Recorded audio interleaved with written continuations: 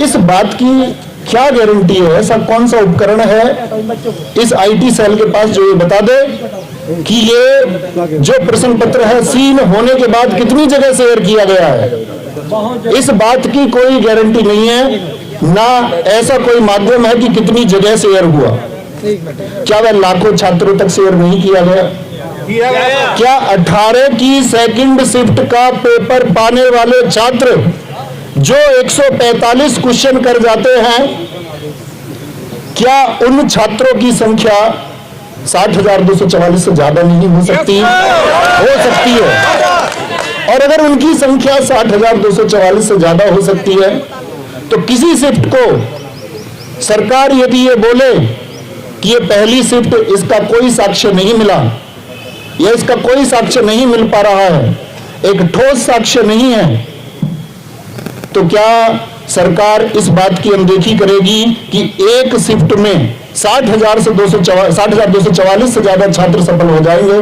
क्या पहली शिफ्ट के जो छात्र परीक्षा देकर के आए उनके प्रदर्शन पर प्रभाव नहीं पड़ेगा? बिल्कुल पड़ेगा। क्योंकि क्या सरकार ऐसी कोई गारंटी दे सकती है कि पहली शिफ्ट के जो नॉर्मलाइजेशन होंगे उन बच्चों को इतने मार्क्स मिलेंगे कि सेकंड शिफ्ट में जो धांधली करके आए हैं उनके बराबर होंगे? नहीं दिया जा सकता। नहीं दिया जा सकता। तो सूरज निकले या सूरज डूबे, सुबह हो या शाम, हमारी एक ही मांग, री एग्जाम, री एग्जाम, री। तो बस एक ही मांग को लेकर के साथ ही चलेंगे। सारे अध्यापक वर्ग ने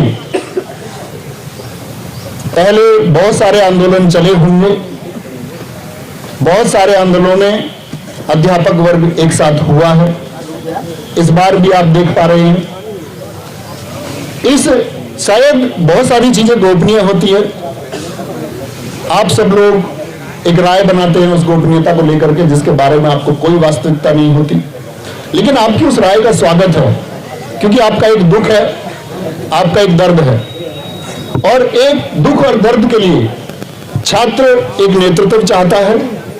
और इस पूरे अध्यापक वर्ग का मैं फिर से आभार करूंगा विवेक सर का, उन्होंने अपनी जान जोखिम में रख के इस मांग को आपके लिए उठाया है।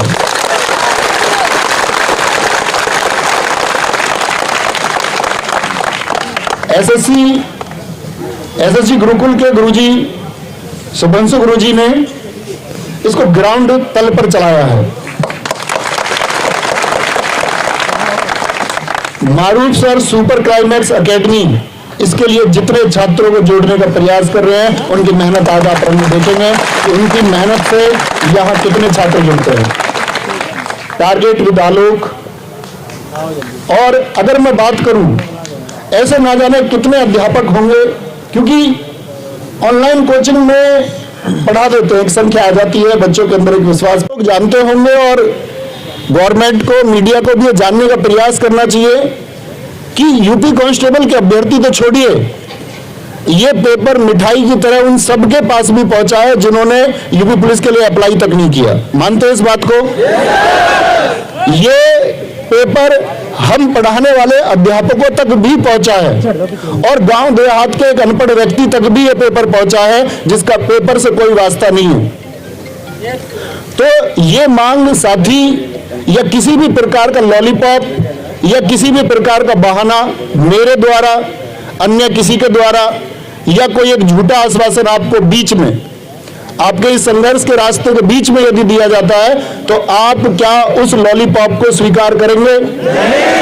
हमको इसके लिए मांग तब तक बरकरार रखनी है जब तक एक ऑफिशियल स्टेटमेंट आपका भर्ती बोर्ड की साइट पर या गवर्नमेंट के द्वारा या किसी जो पीठासीन व्यक्ति है उनके द्वारा कोई स्टेटमेंट आए और एक आश्वासन दिया जाए कि हाँ, ये मानना पड़ेगा कि भर्ती में धांधली हुई है, और धांधली नहीं, ये अत्याचार हुआ है। एक छात्र जिसके सपने हैं, हर अध्यापक वर्ग जिसके सपने हैं, किसी भी अध्यापक का भविष्य भी और मैं उन सारे साथियों से भी आह्वान करूंगा जो यहां मौजूद नहीं है, साथी अध्यापक, हम सबका भविष्य इन बच्चों के भविष्य से सीधा प्रत्यक्ष रूप से जुड़ा होता है। बच्चे जितना ज्यादा कामयाब होंगे, अध्यापक उतना ज्यादा कामयाब होगा। बच्चे कामयाब नहीं होंगे, अध्यापक कामयाब नहीं होंगे। तो आप सब प्लीज इन बच्चों के जो आंसू हैं, जो इनका दर्द है, जो सपने इन्होंने देखे, कोई धनाढ्य व्यक्ति यूपी पुलिस कांस्टेबल में भर्ती होने का सपना नहीं देख सकता। सरकार जानती है, हर एक शिक्षित वर्ग का व्यक्ति जानता है कि यह सपना निम्न वर्ग के छात्रों और अधिकतर निम्न वर्ग के छात्रों और बहुमुश्किल मध्यम वर्ग के कुछ छात्रों के द्वारा यह सपना देखा गया कि हां, इस बार हम कुछ करके जाएंगे। 60,244 पद देख करके सबका बोलते ना हृदय एकदम से फल फूल गया। पिछला एग्जाम हुआ, कुछ एग्जामों में ऐसा हुआ कि बच्चों को अपना जो साहस है, जो प्रतिभा है, वो दिखाने तक को मौका नहीं मिला। दिल्ली पुलिस कांस्टेबल बच्चों को फिजिकल की तैयारी के लिए भी समय नहीं दिया गया, सपने कुचेले गए। बच्चों ने सोचा ठीक है, नंबर नहीं आता, 60,244 पद हैं और इसके लिए संघर्ष करेंगे। समय यहां भी कम दिया गया था, परीक्षा के मानकों पर प्रश्न चिन्ह था कि किस तरह से इतने सारे सेंटर बना दिए गए, क्यों गांव-गांव सेंटर बना दिया गया। लेकिन परीक्षा हुई और सेंटर में आप सब लोगों ने देखा होगा कि शिकायतें ना के बराबर हैं।